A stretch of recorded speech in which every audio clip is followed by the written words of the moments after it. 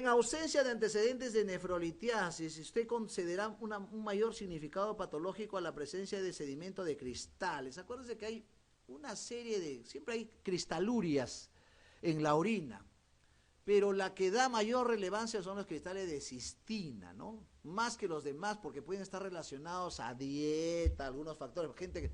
¿Quién no toma calcio?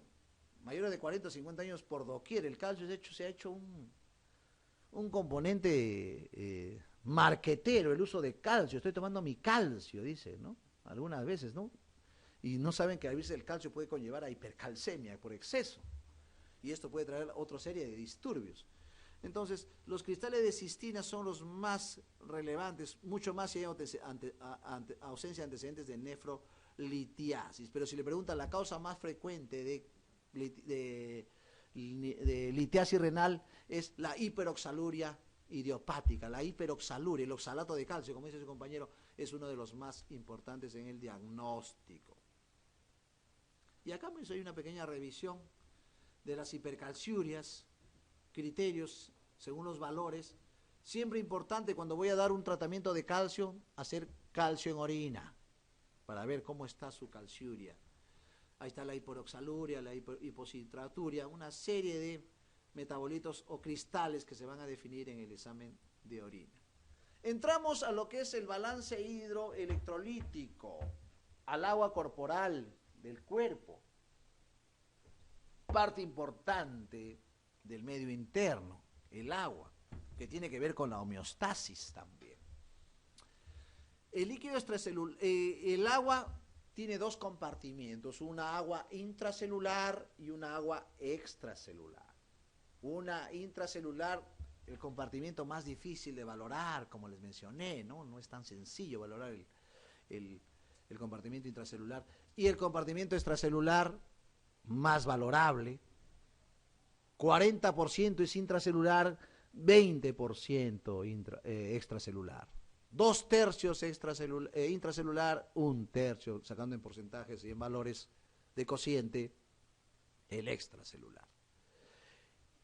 En una persona estándar, el 60% de agua corporal del peso del cuerpo es el agua corporal total, el 60%, ¿no? Ese es más o menos la proporción. Y 40% es intracelular y el 20% es el extracelular es el 20% y el 40% es el intracelular. Sabiendo que el sodio es el que predomina a nivel extracelular y el potasio es el que predomina en el intracelular. Pero hay otros cationes y aniones, como el calcio, el magnesio, el cloro, el fósforo, que también están dentro de esos compartimientos. Acá dice, el líquido extracelular, plasma sanguíneo y líquido intersticial, representa ¿qué del agua corporal total? ¿No? Según la teoría, 20%. ¿No? Ahora, esto varía, estoy hablando de un estándar, 60 kilos, pero esto varía si es famélico, muy adelgazado, si es obeso. El panículo adiploso desplaza el agua, o sea, el obeso tiene menos agua, por eso cuando hace una diarrea un obeso se deshidrata rápidamente.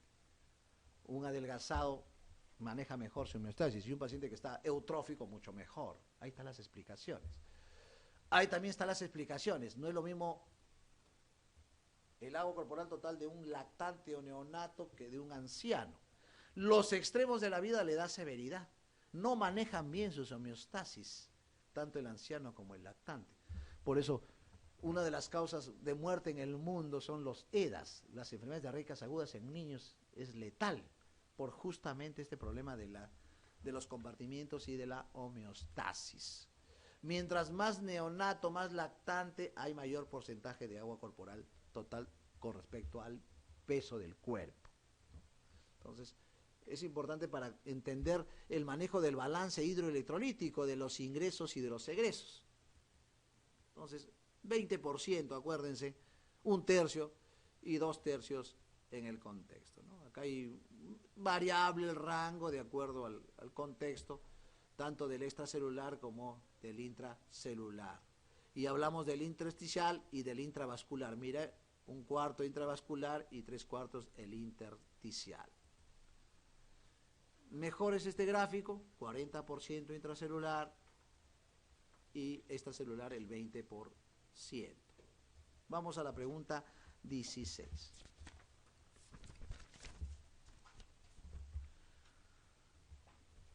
Respecto al agua corporal total, una persona adulta normal de 50 kilos tiene 20 litros de agua total. 30, falso. Pues. Un adulto normal de cada 3 litros de agua total, uno corresponde al extracelular. Acuérdese, es 1/3 y 2/3. Esta es la afirmativa. Esto es la afirmativa. ¿No? Los demás ya son en un contexto falso. La inhibición de la anhidrasa carbónica en los túbulos renales, acuérdense, es túbulos renales proximales. Acuérdense que les mencioné de la acetazolamida. La acetazolamida inhibe la anhidrasa carbónica. Doctor, ¿qué es la acetazolamida? Un diurético que se usa en enfermedad de Monge, soroche, enfermedad de altura. Se usa en glaucomas, la acetazolamida. Dará lugar a una reducción de la reserva de bicarbonato del plasma. Este es en el contexto, es lo que da la anhidrasa carbónica de los túbulos renales proximales. Y acá está, bueno, la reabsorción de bicarbonato. Acá está el túbulo proximal, donde se reabsorbe el 80% de todos los solutos y electrolitos. Este es el intercambio del sodio con potasio, tiene que ver con la bomba sodio-potasio AT pasa, y el intercambio del bicarbonato con la anhidrasa carbónica, ¿no? Los componentes, la secreción de iones hidrógeno es más a nivel del túbulo colector. Acuérdense que a este nivel actúa la aldosterona. Por eso la aldosterona tiene que ver con la secreción de los iones hidrógeno, de tubos colectores. Y acá hay un término que se llama el buffer. El buffer es un amortiguador, sobre todo cuando el medio interno está acidótico, ¿no? Producción y transporte y excreción de amonio por el nefrón. El amonio también tiene que ver mucho con los iones hidrógeno, porque al desdoblarse libera un ion hidrógeno, un protón, y esto se elimina como amonio, ¿no? Si no, sería un amoníaco nada más, ¿no? El túbulo proximal, como función normal, miren, ahí están, no solamente sodio, iones hidrógenos, sino también amoníaco, sulfatos, fosfatos, también en ese contexto, y tiene que ver también con algunos otros factores enzimáticos hormonales, ¿no? Acá hay un equilibrio, siempre los equilibrios, estos son los equilibrios iónicos. Acuérdense que al nivel del lumen tubular también hay equilibrios iónicos, ¿no? Y eso tiene que ver, pues, con los equilibrios iónicos tienen que ver con los 1000 equivalentes, ¿no? Los 1000 equivalentes.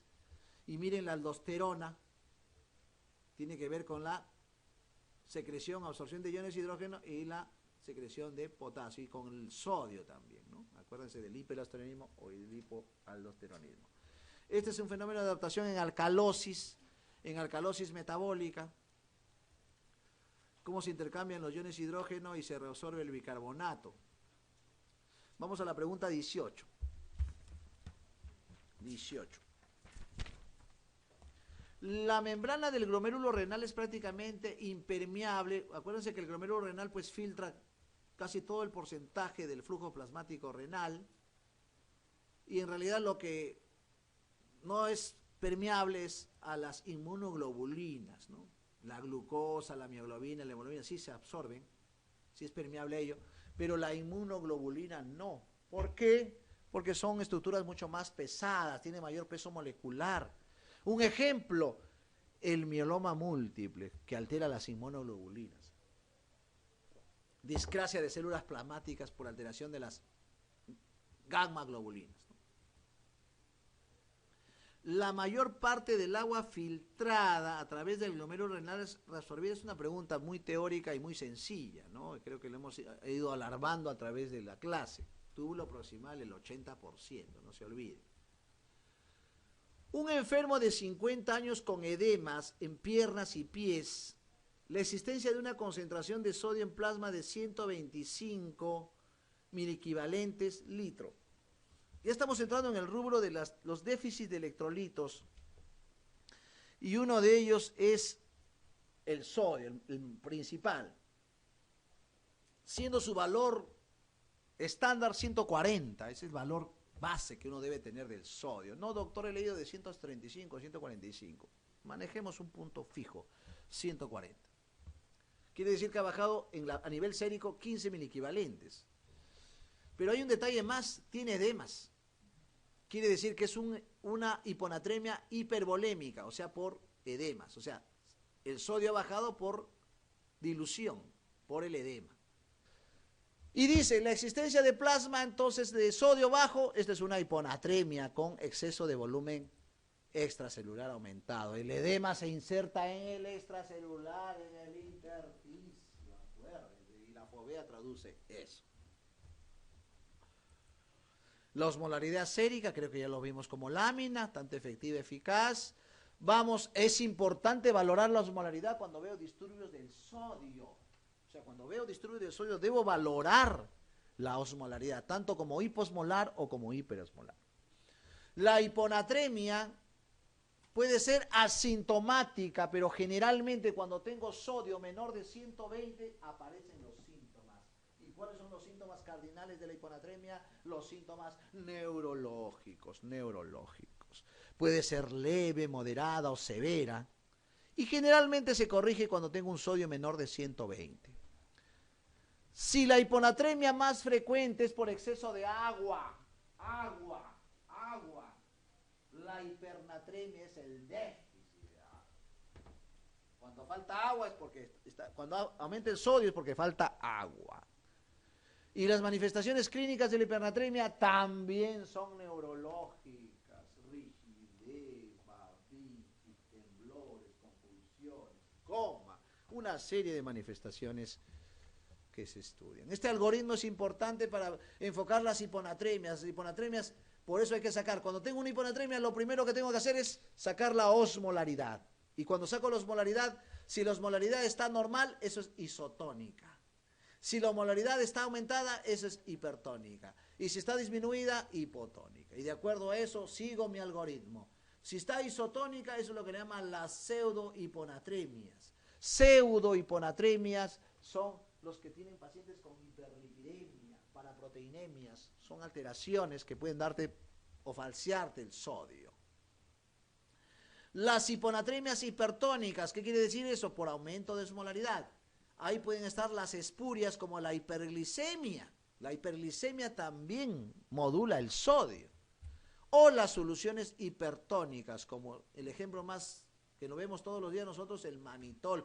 Acuérdense que el manitol es un diurético que actúa a nivel del tubo colector de Bellini también, o tubo colector común, produce diuresis masivas. Doctor, ¿y cuándo se usa el manitol? Todos los días usamos, síndrome de hipertensión intracraniana, edema cerebral, traumatismos. Los que hacen edema cerebral, ahí usamos las soluciones como manitol. Y la hiponatremia hipotónica es la única que es verdadera. Esa es la hiponatremia verdadera. Ya tenemos una serie de causas: nefritis intersticial, perdedora de sangre, hipotiroidismo, CICAD, hipervolémicas. Todas esas son las hiponatremias hipotónicas. Y acá están las hiponatremias hipotónicas. Si tiene edema generalizado, eso es anasarca. Vamos a ver, si tiene hipovolemia, acá están las causas: síndrome nefrótico, hepatopatía. Si tiene hipervolemia, insuficiencia renal, síndrome nefrítico. Y si tiene ingurgitación yugular, edemas, insuficiencia cardíaca. Esa es la hiponatremia con edemas. Paciente con hiponatremias hipotónicas sin edemas, miren, hay que cuantificar el sodio urinario. Si es un sodio urinario aumentado, es que está perdiendo sodio a nivel renal, síndrome de pérdida renal de sodio, pero puede ser uso de diuréticos también. Si el sodio urinario es menor de 10, hay que pensar en diarreas, vómitos, una serie de causas que también producen hiponatremia. Y si el sodio urinario es mayor de 20, ahí está el CIHAD. Causas de hiponatremia hipotónica, bueno, creo que el gráfico algorítmico ha sido muy representativo, pero miren, ahí está el CIHAD. No nos olvidemos también de los cánceres, pero miren, una serie de causas, son como 100. Diremos 99 nomás, pues, ¿no? Infartos, inflamaciones, tóxicos, ciclofosfamida que se usa en lupus, vincristina que se usa en linfomas, leucemias, clofibrato que se usa en dislipidemias, sobre todo trigliceridemias, HIV, carcinomas, sobre todo los carcinomas pulmonares, sobre todo los bronquiolo-alveolares, bueno, una serie de causas de CIJAD. Pero también hay unas hiponatremias que producen tanto el hipotiroidismo como el Addison, también pueden producir hiponatremia. Y esto tiene que ver con la aldosterona, sobre todo en el Addison. Entramos a la hipernatremia. La hipernatremia, valores mayores de 145, 150. Y esto conlleva una serie de causas, pero en realidad la causa más importante es falta de agua. ¿Falta de agua cómo? Una gran poliuria, un golpe de calor, un traumatismo que activó la diabetes, la ADH también. Una serie de factores que pueden producir diarreas profusas como las coléricas, una crisis diabética también puede producir grandes deshidrataciones. Y esto produce una serie de patologías que hacen que el sodio se concentre más y produzca la hipernatremia. ¿Cuál de los siguientes? Estamos en la 21. ¿Cuál de los siguientes puede ser la causa de un edema no inflamatorio?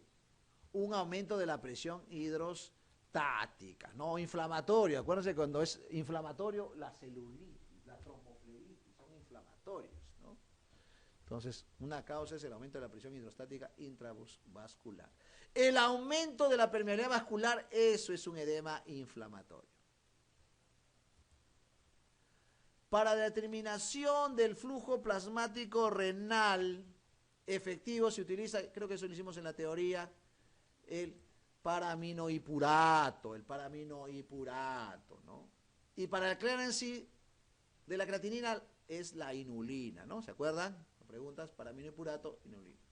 Un hombre cuyo peso corporal es 80 kilos tendrá el siguiente volumen de agua en extracelular. Esto es rápidamente, ¿no? Dije 40% intracelular, 20% extracelular. 20% es la quinta parte, 16. Así de simple. Rápidamente, ¿no? Esas cosas. Ustedes también tienen que tener estrategias para ganar tiempo en un examen. Preguntas que le pueden llevar 10 segundos de respuesta. Rápidamente y con seguridad. O sea, deben ganar tiempo también. La hipernatremia suele presentarse en casos de uso de diuréticos, falla cardíaca, secreción inadecuada. Todos estos casos, uso de diuréticos, falla cardíaca, secreción inadecuada de H, diarreas, generalmente producen hiponatremia. Casos de enfermos con bajo nivel de conciencia, ¿no? Esa es una causa importante, los trastornos reguladores a nivel central, tumores, tuberculosis meningias, metástasis cerebral, una serie que dan hipernatremias.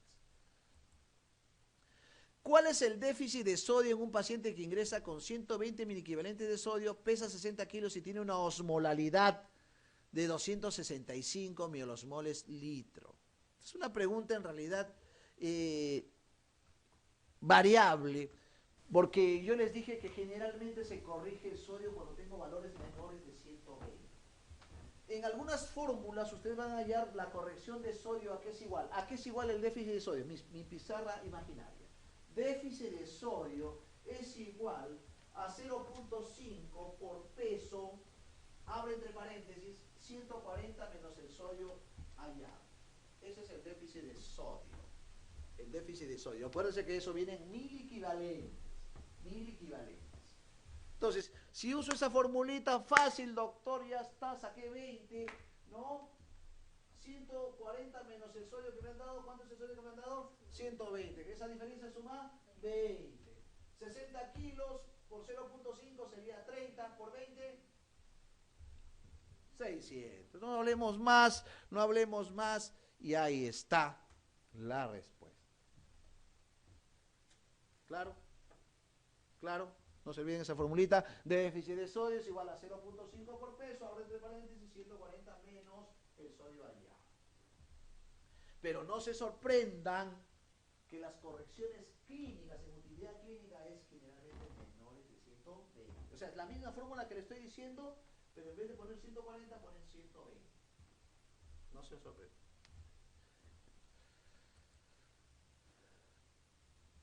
Y acá está, pues, ¿no? La fórmula, que es la misma. Contribuye al 70%, 75% de la osmolaridad. Acuérdense, la osmolaridad. ¿Quién predomina la osmolaridad? El sodio. El sodio, en coro, al unísono. Señale lo correcto con respecto al balance hídrico. Pregunta 27. Vamos a ver, pregunta 27. Señale lo correcto. ¿La pérdida por la piel y vías aéreas es la más importante? No, pues imagínate, son las pérdidas insensibles, no van a ser más importantes que el riñón. ¿El intestino regula el balance hidroelectrolítico? No, es el riñón el que regula el balance hidrosalino. Acuérdense de las funciones renales, no le den la función banal de la excreción urinaria.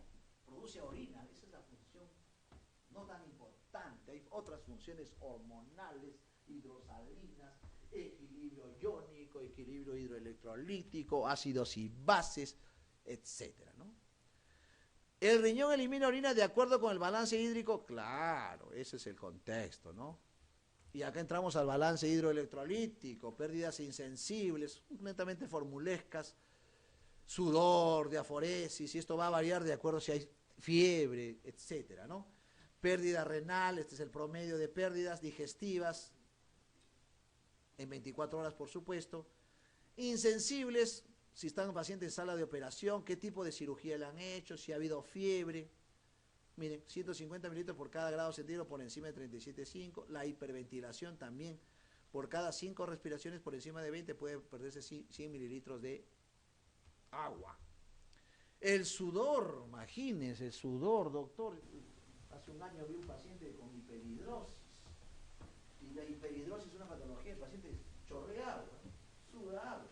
Una hiperhidrosis es un fenómeno simpático, síndrome de Child-Bragg, ¿no? Esos fenómenos hay que bloquearlos, hacerle simpatectomía, ¿no? El paciente que no puede escribir, se le moja las manos, los papeles se le mojan, lo tiene que hacerle simpatectomía. No hay otro tratamiento para ese tipo de hiperhidrosis, imagínense esas diaforesis severas, que pueden incluso llevar a deshidrataciones.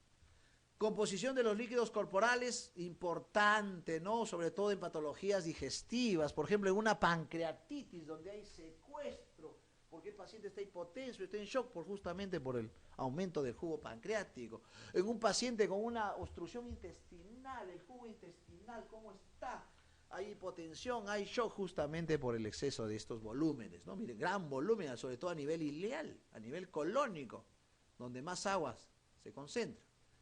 El balance hidroelectrolítico es importante en un paciente hematoso, en un paciente renal, en un paciente cardíaco, en un paciente hepático. Importante para el manejo. No olvidarse del agua de oxidación. Esta agua de oxidación viene de los alimentos. ¿El balance es positivo?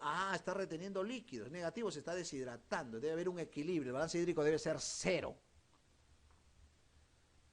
Si un paciente con una pérdida nefronal progresiva, la presencia de hiperpotasemia indica que ha perdido al menos, dentro de la función renal, el potasio elevado ya indica que hay una gran disfunción renal, una gran disfunción renal. Y esa hipercalemia traduce en manifestaciones clínicas. Una manifestación clínica bien simple es el pulso, bradicardia. La hipercalemia da bradicardia, o sea, un síntoma precoz es la frecuencia está bajando. Esa es hipercalemia. Mucho más si estoy pensando en un paciente renal, en un paciente renal. Y eso traduce una tasa de filtración glomerular, una pérdida del 75%. O sea, acuérdense que ya es un cuadro severo. Los antiinflamatorios esteroideos, no esteroideos, son las drogas más usadas en el mundo. En segundo lugar están los corticoides. Los SAINES se usan por doquier automedicación en todas partes del mundo, mucho más en las zonas latinas, ¿saben? Y tenemos el naproxeno, el ibuprofeno, el diclofenaco, los piroxicanes, los suicidales del meloxicam. Y luego aparecieron los COX. El primer COX apareció el rofecoxib, luego el humarocoxib, luego el valdecoxib. Ya no existen, murieron, ¿no? Actualmente los únicos COX que están ahí sobreviviendo es el celecoxib, ¿no? Y el toricoxib y el parecoxib, que es el único endovenoso. Pero no es la panacea los AINES, ¿no? Yo veo que hay mucha prescripción desmedida de AINES por largo tiempo. El AINE cumple su función antiinflamatoria, analgésica, pero también tiene efectos deleterios. El otro día vino un paciente a la emergencia con dolor lumbar, pero era hipertenso. Le pone, por el dolor lumbar, presión tubular, no ve el todo, sino ve la parte. Le dice, te ponen diclofenaco y a las horas regresa con 180 sobre 7 de presión. No se pone AINES a los pacientes hipertensos. AINES está contraindicado en hipertensos, aumenta la presión arterial. No se pone AINES a pacientes con cardiopatías coronarias, mayor vasoconstricción coronaria, mayor isquemia. Paciente que tiene insuficiencia renal, le ponen AINES, más fracaso renal, nefritis intersticial, papilitis necrotizante, una serie de nefrotoxicidades, una serie de efectos adversos que produce los AINES, mucho más si son endovenosos más que orales. Entonces, acá hay una serie de patologías. Nefritis aguda intersticial, sí, crónica también. Insuficiencia renal funcional, por supuesto, por vasodilatación, porque altera las prostaglandinas. Esa es la génesis. Necrosis papilar. ¿Cómo es la necrosis papilar o la papilitis necrotizante? Es uno de los efectos adversos más severos. Incluso el paciente llega a nefrectomía. Eso pasó en un paciente que le pusieron diclofenaco, 75 miligramos intramuscular cada 8 horas por 7 días. Al octavo día llegó con hematuria masiva, hipotensión y shock. Diagnóstico papilitis necrotizante. Abrieron el riñón, estaba destruido.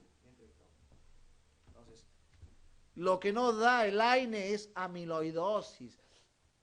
La amiloidosis es el depósito de amiloides, una proteína fibrilar a nivel de la médula tubular. Las amiloidosis son de dos tipos, primaria, secundaria. La primaria no la vemos, o sea, la ven los que trabajan en España, Mediterráneo, Caucásico, Balcánicos, esos son los que ven más amiloidosis primaria, tiene que ver algo con genética. ¿Cómo es la manifestación de esas primarias? Macroglosia, lesiones dérmicas purpúricas, hepatoesplenomegalia, alteraciones óseas. Eso es la amiloidosis primaria. No la vemos. La secundaria sí. Todos los días vemos amiloidosis secundaria. Nosotros, ¿qué tonto, doctor? ¿Qué pasa? ¿Dónde trabaja usted? Amiloidosis secundaria, ¿dónde se ve? Muy frecuente. Tuberculosis, osteomelitis. Ahí se ven las amiloidosis secundarias. En las artritis reumatoides, justo ayer tuve una paciente que llega con síndrome de Matoso. Mire, qué bonita la medicina, ¿no? Síndrome de Matoso en uremia y viene con la mano doblada así, artritis reumatoide. Le digo al residente del primer año, fresquito, calentito, fresco, de Gremicet. Digo, a ver, ¿tiene que ver algo esto, esta enfermedad reumática con el síndrome de Matoso y esto? Permíteme recordar que era Gremicet. Amiloidosis, doctor. Muy bien. Un punto más a tu calificación. Amiloidosis. Amiloidosis por artritis reumatoide. Entonces, unidad clínica. Entonces, la amiloidosis secundaria es una de las causas más frecuentes de cronicidad de enfermedades. La tuberculosis, la artritis reumatoide, la osteomelitis, la espondilitis anquilosante también, una enfermedad reumática que produce amiloidosis secundaria. Ah, me olvidaba otra. El mieloma múltiple también, dentro de sus mecanismos múltiples, da amiloidosis secundaria. ¿Cómo es la manifestación de la amiloidosis secundaria desde el punto de vista clínico? Es proteinuria masiva con síndrome nefrótico y riñones grandes. Esa es la manifestación importante. La clave la hay. Hablamos de medio interno y cuando hablamos de medio interno ya hemos hablado del agua intersticial, el agua intracelular. Vamos a pasarlo rápidamente esto, ya se ha entendido, el catión extracelular más frecuente es el sodio, intracelular el potasio. Siempre tiene que haber un equilibrio entre plasma, intersticio e intracelular. El balance hídrico es los ingresos menos los egresos. No nos olvidemos de las pérdidas insensibles del agua de oxidación. Y siempre tiene que haber un equilibrio, tanto de ingresos como egresos. Balance hídrico, 0. Creo que la pregunta se repite. El líquido celular, el plasma sanguíneo y el líquido intersticial, ¿no? El 60% del agua corporal. Creo que esta clave está, me parece que está un poco mal, ¿no? ¿Cuál sería la clave? La A, ¿no? Clave la A. El 60% del agua corporal total es el 60% del peso es el agua corporal. O sea, que tiene la tingencia. Entonces, entre el 17 y 20% del peso corporal. La A, hay un lapsus. Si cuando uno se equivoca al hablar se llama lapsus linguis, cuando uno se equivoca en escribir se llama lapsus calami. Ahí lo apuntan, por favor. Respecto al agua corporal, creo que se repite esta pregunta, en un adulto normal de cada 3 litros de agua, uno corresponde al estrosol. Acuérdese, 1/3, 2/3, ¿no? La B. El balance hídrico, pregunta 32, ¿no? 32. Respecto al balance hídrico, el balance hídrico es el estado de la pérdida de agua corporal en la unidad de tiempo. En realidad es un exabrupto esto, ¿no? La suspensión de la ingesta oral conduce a la génesis de un balance hídrico positivo. No, pues, ¿no? Negativo, muy bien. En el tracto gastrointestinal, el total de la secreción digestiva bordea los 5 litros, es más. El agua de oxidación es la que resulta de la combustión proteica del organismo, no de los alimentos. En el humano normal, los cambios de volumen urinario corresponden en particular al estado del balance hídrico, los cambios urinarios, claro, de acuerdo al balance. La diuresis depende del balance hídrico.